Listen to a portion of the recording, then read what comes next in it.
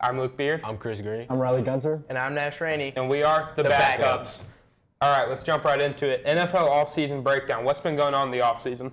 Well, first we got Carson Wentz cut from the Commanders. Where do we think he's going to go? The XFL. He's not getting a job on an NFL team. He had an MVP season a couple years back, or almost MVP season, but one for injury. But he's definitely gone downhill since then. I just don't think he has what it takes anymore. Yeah, I just don't see where Carson Wentz goes next, because he's been after he left the Eagles, he went right to the Colts. Then he only spent the season there, and then only spent the season on the Commanders, which he got benched. So it's just like, what's next for him? You just don't know. It's like he was so good a couple of years ago that a lot of people think that the Jadeveon Clowney hit changed him and just really changed him as a player. I personally, I think it was the ACL injury that just really shaped his play style. And I feel like if you can't become a starter on the Commanders, you're not starting in an NFL team. I'm sorry. It's just he was a great player in college. He was great at North Dakota State. He's just not what he was at one point. Yeah, it's just a tragedy of just injuries, and it never seemed like he could really get settled into a system before, and it seems he's just run out of opportunities here. Yeah. Maybe a career backup, but I feel like he's going to take too much money to be a backup for an NFL team. I think he wants to be a starter. Yep, me too. Exactly. And then prospects are not going to be competing in the Combine. We have Jalen Carter, who he's not working out at all. He will be interviewing, I believe. And then Bryce Young, he won't throw at the Combine. He will throw at his Alabama Pro Day. What do y'all think about that? I honestly kind of like it. There's never really been any kind of combine where it's changed a narrative on a player. Like, it seems a bit gratuitous at this point. These top players that we know are going in the first round, we know are good, we know they're physical, so it seems a little unnecessary to make them do that. Yeah, I'd agree. And speaking of Bryce Young, I mean, claims going around he's 5'10" and a half after being listed at 6 foot for most of his college career. Kind of small on the quarterback side. What do y'all think that'll do to his draft stock? He's still a great quarterback. Really he played outstanding this season, so I don't see it affecting that much of it, but still the height is a big difference. But it's just the thing with it. It's just like having small quarterbacks is so risky because they barely can see over the O-line. So it's just like, what do you do with that? I'd agree with that. I mean, Kyler Murray's an example. Yeah. He was coming in as a really high-touted prospect. You'd think by now he'd be in the top 10 conversation. I still think he's not, though. He hasn't been what the Cardinals wanted him to become. But I think Bryce Young is a little different. I think his arm talent's better, and he has good leg talent. Not as good as Murray, but still great leg talent. I think he is just kind of like a prototypical NFL quarterback to me. I think he's a great player, great college player. I think he's Drew Brees-like on the short end of a quarterback. You know, Drew Brees was short coming into the NFL. A lot of doubters on that. However, I think he has an arm, and he has decent leg talent. I think his leg talent is better than Brees. And I don't think his arm talent is quite as accurate as Drew Brees was, but I think he has that big arm potential that NFL teams like to look at. And I think Bryce Young is that kind of player where he can really make a change for your franchise if you need a guy to change your franchise around like a Texans or a Colts. Yeah, I completely agree. I think we've really seen Bryce Young play phenomenally well against some of the best college defenses of the modern era. We've seen him compete and beat Georgia, which was a very highly touted defense the past 2 years. And I really think that even with this height concern, he will still be a phenomenal quarterback. Yep. Yeah, I'd agree with that. Obviously, he's had a stellar college career. Down year for Alabama, and it's still they were one of the best teams in football, and it's a down year for them. I think another thing that teams always look at with Alabama quarterbacks, the amount of talent that's around them, I think, kind of affects them. Because Mac Jones coming out of college football into the NFL, Smith. Yeah, he had all these guys, and I just don't think he's panned out either. But I think Bryce Young is much more talented of a player than Mac Jones, and he can fit in any system he needs to be in. And then we have the Bears open to trading the first overall pick. Well, who do you think they're going to trade with? Who's going to trade up for it?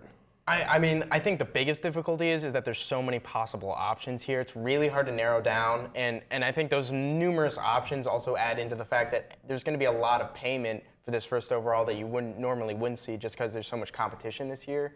I think most likely the Texans, not just because the Texans really need a first overall QB to kind of reset that franchise, but they also need to make sure that these other teams aren't, overbidding them and they're losing out on their top prospect. Yeah, no, I'd agree. Obviously, I think someone who needs a quarterback will trade up to get Bryce Young because I think he's the best quarterback in the draft. I don't think anyone really touches him. Yeah.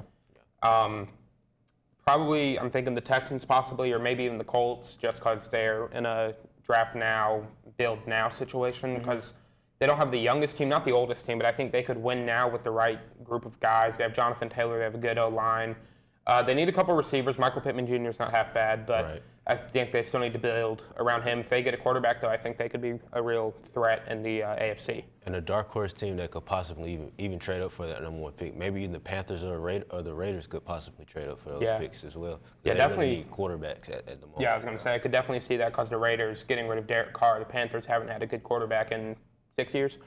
So it's kind of like they're just in a situation where those two teams really need to get a guy to help rebuild that franchise, restart them, kind of. Marcus Mariota, released from the Falcons. Another quarterback trouble in Atlanta after last season. Matt Ryan gone, going to the Colts. Clearly that didn't work out for either side. And then Mariota coming in, doing what he could with the team that was around him. Not the most talented team this season. I'm not sure where Atlanta's going to go from here, though, because you could give Desmond Ridder a year, but he didn't really do much in his starts with the Falcons. I feel like this Falcons team either needs to get a veteran guy to help teach Ridder, or they need to draft another guy now. But I just can't tell what the Falcons are going to do. I still think they should trade for Lamar Jackson. I think he'd be a great fit in Atlanta. I just think he's going to garner a lot of money. It's going to be hard to trade for a guy like him. The Yeah. Falcons do have, I believe, with releasing Mariota, they freed up $65 million in cap now.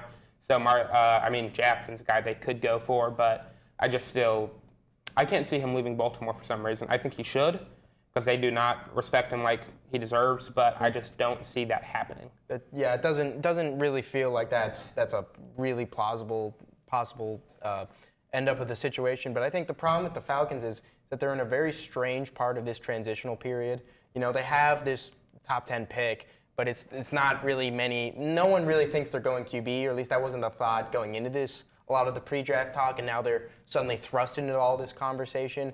And the question is, do you really trust Desmond Ridder with that start when you have a top 10 pick and you have the ability to trade for it and move up in the draft and maybe take someone better?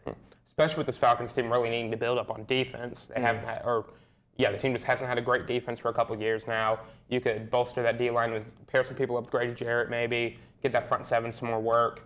You get Miles Murphy would be great on the Falcons, or Brian Breezy even. But I can't see the Falcons going with the quarterback. They're not going to go with the running back. They have guys like Tyler Algier, Cordell Patterson. So it's just, I feel like the running back situation isn't there, even though Bijan Robinson's a great name to throw into that talk. Yeah. And then quarterback situation, I don't think the Falcons have enough to trade up, really. I don't think the Falcons can trade up to 1. They don't have the players for that. Right. They have draft compensation, but I can't see the Falcons going up to number 1 and getting a Bryce Young, maybe an Anthony Richardson, but I still don't think he's the quarterback of the future, so I'm just not sure. And then Kenny Galladay, cut from the Giants, did not play well on that team at all, really. Legalized bank robbery right there. Yeah, truly, he took so much money from that team. They could have had a great receiving core, and he just was not the guy they were looking for like they thought he was. He was great with Detroit, I believe. Yeah. He was very good there and just was not what he needed to be for the Giants team. Start running All-American routes. It just really did not work out. Yeah, no, it was, and it really is, when you take that contract into consideration, it really makes more sense on how bad he was last year. I mean, this is a $72 million deal over 4 years, and they cut him after like 1 because they knew that even with that lack of production, they would rather take the money hit than keep him on the team. Yeah. And it feels like a lose-lose for everyone. Kenny Galladay's no longer on a team. He's not playing anymore, and the Giants are out of all this money for a really unproductive receiver. It's no one wins here. And another player getting cut, Leonard Fournette, playoff Lenny for the Tampa Bay Buccaneers. I don't think it's a huge blow for them, especially because I believe I saw that he requested the release. So I think he could go to a contender, probably go for another championship, not as a starter, but as a backup running back, and get some good touches on the ball. But that Buccaneers team's falling apart, like right in front of our eyes. Brady now gone, Fournette now gone. I could see Evans leaving at some time soon, possibly. I don't think that team is going really anywhere in the playoffs. I don't think they will make the playoffs. I believe they're going to probably start Kyle Trask. I think he's their I don't even know who that is. their guy. You know who Kyle Trask is? I have no idea. From Florida, he plays with Kyle Pitts and Okay, Kadarius yeah. Toney. I think he might be their guy right now. So, but I mean, you don't know who it is because he's not a name you can see leading an NFL franchise. Maybe they'll get Carson Wentz, but don't think that's the best idea. They'll be getting Jimmy Garoppolo. Let's move into the ACC crisis. Riley, you've had a lot to say about this earlier today. ACC, right now it's in an even distribution model, so each team gets a fair amount of the TV network money, and so it's really affected. Florida State especially has reached out this week and said, hey, if we don't fix this and make an uneven distribution model, we're going to bolt. And same with Clemson has shown their interest in possibly wanting to leave if this doesn't change. So where's Florida State going to go, really? I can't see them bringing their programs to the SEC. I don't think they're a SEC caliber team right now. I mean, possibly, obviously a great history behind the team, but I just don't see them going there right now. possibly maybe a Big 12, since UCF's going to the Big 12, maybe Florida State can find its way. That's in there another one. I think the eventually. ACC is just, I think they're kind of on par with the Big 12 for conferences here. I mean, Big 12 might be a little bigger. I know they make a little more money, but I can't see Florida State leaving, even if they're saying they might. I just don't see it happening. Yeah. ACC's making $50 million less than the SEC and $93 million less than the Big 10. That's a lot of money. Yeah. That's a lot of money to be making less than the other Power 5 conferences, especially calling yourself a Power 5 and not bringing in the Power 5 kind of revenue. It's just teams like Clemson and FSU, they do garner more money for this conference, and I think it should be uneven distribution. They should be given more money. However, if the ACC doesn't make a change, I can't see these teams leaving anyway. That's the thing, because Clemson and Florida State, football, of course, makes the majority of the money, and we are the two football schools in the ACC. Yeah. No one's pretty much tuning in to watch Virginia Tech play football on a Saturday Yeah, night. nobody's trying to watch No Wake shade to Virginia Forest. Tech, but no one is. Yeah. Yeah. I think it's not, I don't know how serious the threat is, but I think it's more of a threat of FSU has the resources, they have the means, and they could definitely find another Power 5 conference to host them. And I think it's just a means of letting the ACC know that. They obviously it'd be a big difficulty, and they might not thrive in these other conferences, but I think it's more of just saying, we want the money we kind of deserve, and we are willing and able to leave and go get it elsewhere. Yeah, but the problem with FSU is they're an off and on team. Like one year they can be insanely good, the other only a 4-win terrible. team, and just terrible to watch. Yeah. Yeah, but moving on from the ACC crisis, Clemson men's basketball, keeping in the ACC, recent big wins over Syracuse and NC State, both necessary wins to make it to the tournament for this Clemson team. What do we see happening? Currently playing Virginia as we record this. What do y'all see happening with this team? Before I get into that, the Tigers are back, baby. They are back. But I could really see this team. If I really think we can beat Virginia, it's just a matter of what what team comes out today.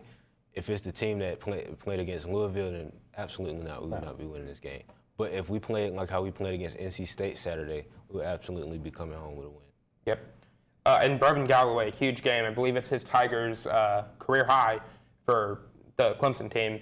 Yeah, 28 points, 7 for 9 from 3, and 10 for 10 from the free throw. I think he's been a guy that we've needed to come up big. We have a couple guys on this team I think are big scorers. I think it's him, Tyson, Hall. I think those are our three big names on this team that can really make an impact going into this stretch before March Madness and the tournaments coming up.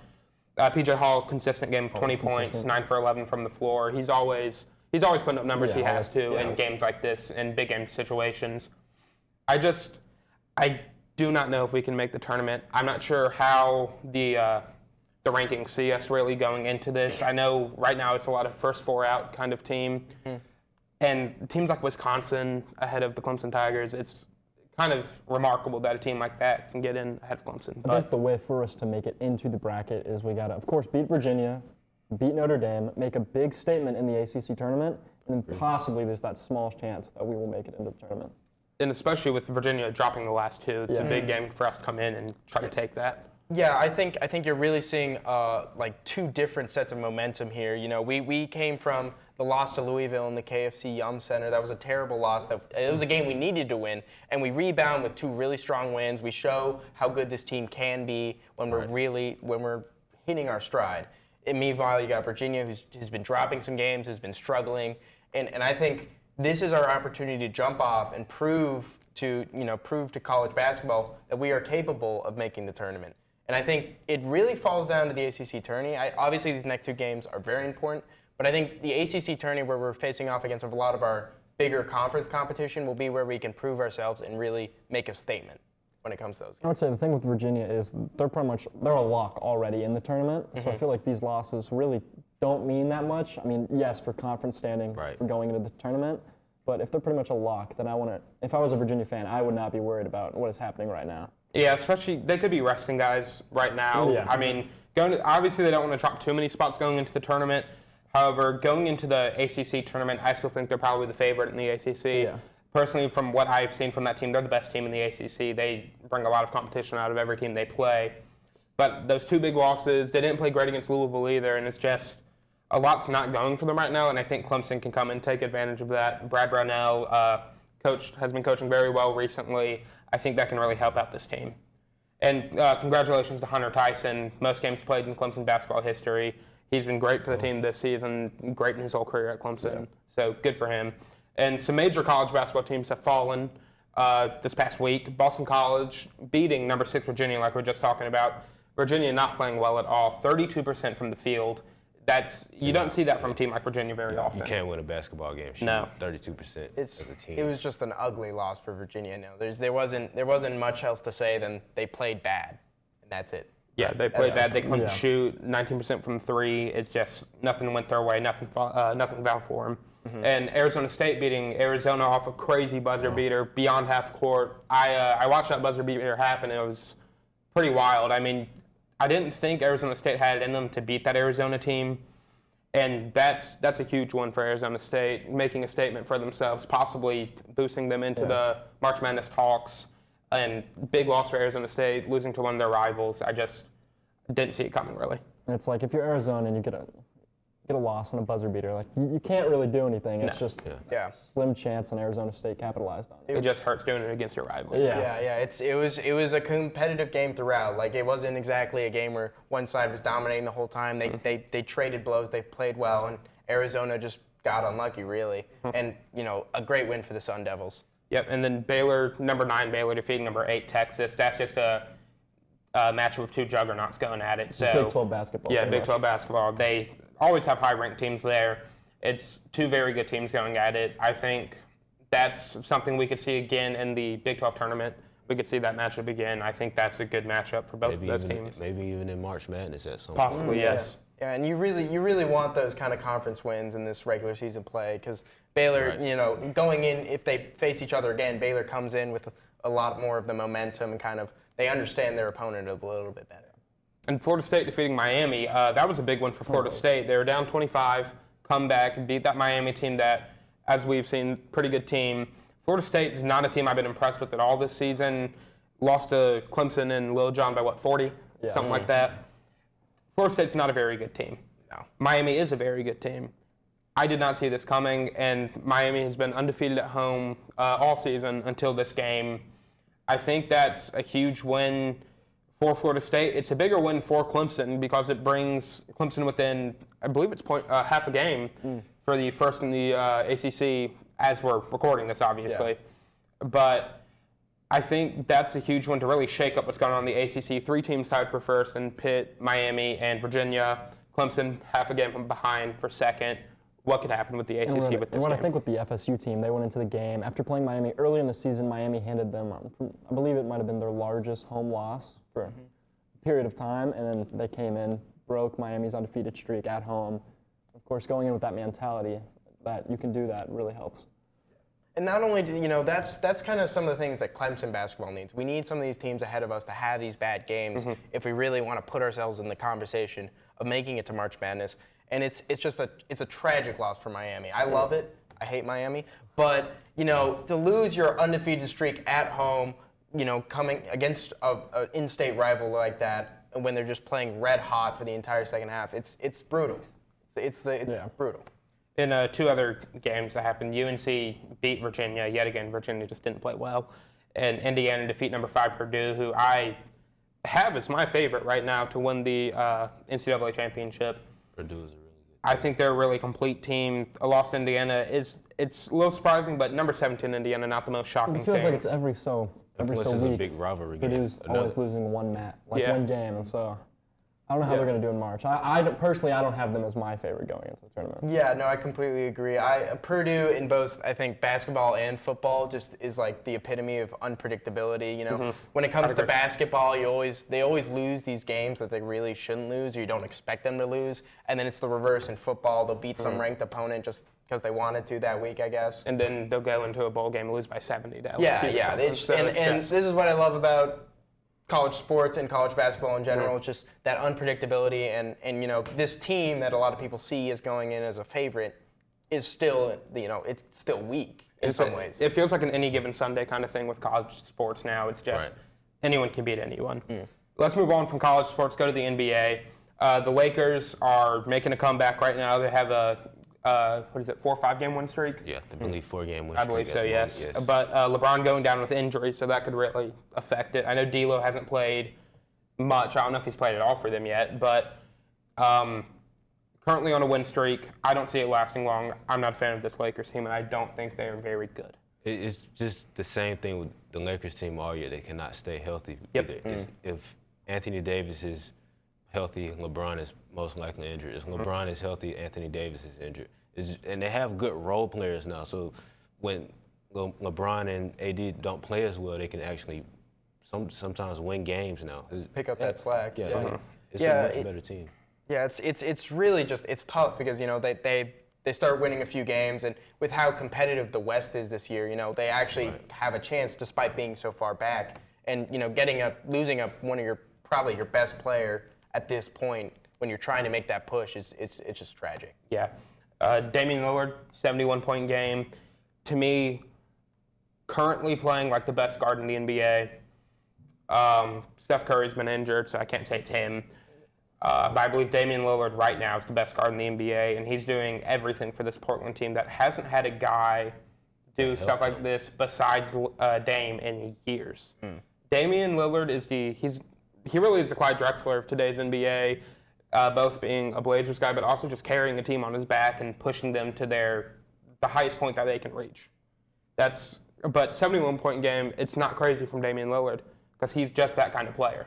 He's a scorer, and he does everything for his team.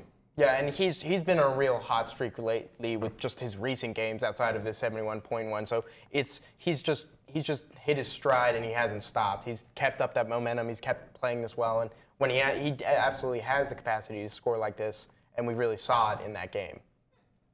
3 losses separating the 4th and the 13th team in the West. Obviously, the West's been a lot more competitive in recent years than it was in the past. I still don't see much happening in that top area. I think the top 3-4 teams are the best teams in the West. I don't think there's really a debate on that. But the bottom teams near 13, that region, teams like the Kings or the Lakers, it's surprising to see teams like that there because the Lakers you expect to be higher up. They were coming off a championship a couple years ago. I don't know what's going on in the West really, though. Yeah, it's a very strange set of circumstances right now, and that's one of my favorite things when I'm watching this how it's going to play out. It's just there's a lot of teams in that 7, 8, 9, 10 range that realistically could move up or fall out in the coming weeks as we see more injuries happen and more shifts in the game. So I really think the West is going to be the conference to watch. The Kings and Clippers, historic second highest scoring game of all time. Kawhi putting up crazy numbers. I believe De'Aaron Fox went off, as he does. Had 40 points. They both had a 40 ball Yep. together. Good game from both. Kawhi recently he's been Kawhi. He's been one of the best, most consistent players in the NBA, and he's scoring, which isn't what he's known for. So it's been fun to see that. Russell Westbrook now on the Clippers as well. Been putting up pretty good, consistent games, not being played in late stretches.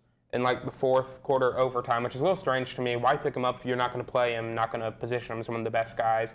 They're playing guys like Man over him, and it's a little weird seeing it. Yeah, it's weird when you have like people like Norman Powell and Russell Westbrook coming off the bench, or Russell's a starter, so why is he not in during crucial moments in the fourth quarter when it's crunch time? It's just questions for the coaching and Ty Lue. Yep. Quinn Snyder just signed a huge deal with the Hawks, 5-year deal. He coached for the Jazz from 2015 and 16 to the 2021-22 season. Made 6 consecutive playoff appearances in his final 6 seasons with the team. To me, he's one of the best coaches in the league still.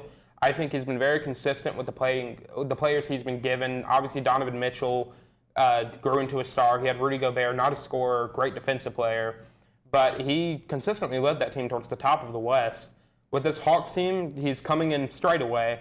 I think he'll be huge with Trae Young and John Collins. He'll get them to mesh well. I just think a lot is coming from this Hawks team now with a guy like Quinn Snyder on the team. I agree. I really like this hiring. I think he can turn this franchise around, and hopefully if they get a few more pieces, he can eventually get them back to the contenders that they once were in 2021. Yep. The Rockets and the Spurs, just the 2 worst teams in the NBA. Spurs 16-game losing streak, worst ever for the franchise. Greg Popovich doing everything he can for that team, but there's not a player on that team that can turn this around for them. Yeah, I just want to, before I get to the Spurs, I just really want to question what's going on with the Rockets. Like, if I was a Rockets fan, I would not be satisfied with this product that I'm seeing. 10 players have had either their season high or career high on that team. 10 players, I want you to think about that. All of them have at least had 40 plus. Against that Rockets team. Yeah. Like, you got to question the coaching, that locker room. The players out there, they playing like they don't even like enjoy playing with each other. So it's just something's happening in Houston. It's just not. That team they're a glorified AAU team. Yeah, it's a grown AAU team. These guys are not NBA players. Jalen Green, good player. Good player. He's the only one I can think of. Martin Jr. is also a guy. He's pretty solid. But like John Wall said, that team is so dysfunctional. That locker room is terrible. You've heard stuff come out of there a couple times now. It's just not a good team. Yeah, and I think you're almost being a little not harsh enough. I think there's plenty of AAU teams in the country that could give a good game to this Rockets team right now. And I think, if you put a 12U AAU team against this Rocket team, I'm taking the 12U team by 15 points because this team is terrible. Yeah. Speaking of a team that has been terrible in the past and are looking on the upward spiral, Nash, your Charlotte Hornets, 5-game winning streak, your best player suffering a ankle fracture, another injury for him. LaMelo Ball, what do you think about him? It's obviously this is tough. This is not a season to remember for the Hornets for a lot of reasons. And losing LaMelo Ball right now, it feels like they're kicking us when we're down. This is not a Hornets team that's going to do anything major for the rest of this season, and it just seems like we got really unlucky with this loss, especially when we're coming off this hot streak. The Hornets are winning a few games. They seem like they're putting everything together, and then you lose probably your biggest stars. It hurts to watch. Yeah, and moving on from the NBA, we've talked a lot about them, but let's get into some boxing. Jake Paul, Tommy Fury. Jake Paul falling to 6-1, first ever loss in professional boxing. Tommy Fury, brother of world champion Tyson Fury, rising to 9-0. Great. I mean, not a great match. It wasn't very good. It was fun watching Tommy Fury just destroy Jake Paul. It felt like he nearly doubled him on total punches, power punches, and jabs. It looked like Paul had never been in a boxing ring in his life. It looked like Tommy Fury he looked like the greatest boxer ever against Jake Paul, really. He looked like the second coming of Muhammad Ali, which he is not. Tommy Fury is not a great boxer. But Jake Paul is just a lot worse. It's tough because watching that fight, Tommy Fury, he dominated, but not in a way that was like super satisfying. He was clearly better than him, and he was definitely like performing better than him. But you really didn't see what you really wanted to see. Like what I wanted to see is Jake Paul maybe get knocked out in front of all these fans while I laugh. But you didn't see that. You saw a ref decision, which, split decision, which I don't know how. Tommy Fury destroyed him. I mean, if you can score Jake Paul to win that fight, I guess all 4 of us could be boxing judges right now. Yeah, for sure. I still think that Jake Paul's still going to do what he's been doing and be a loudmouth and try and get in more fights. And I think this is not going to hurt him. He'll get a huge money match against KSI, and it'll be an awful match to watch, and we're still going to watch it, and we're not going to enjoy any bit of the match like I've done with every single Jake Paul fight I've seen. They've been terrible, and I've hated sitting through them, but it's like you want to watch him because you want to see him get knocked out, and he knows it. He knows you want to see him get knocked out, and that's how he gets so much money for these fights.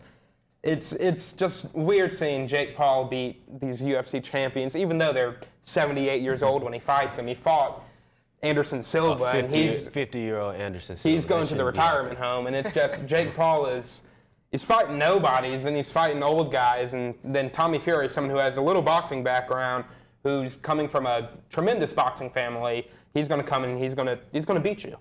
And I know Jake Paul wants a rematch. Tommy Fury hopefully will beat him in that. I don't even think that's Jake Paul's biggest fight because he has to fight KSI now, which I don't know. It feels like they're ruining boxing. It's not as fun to watch anymore.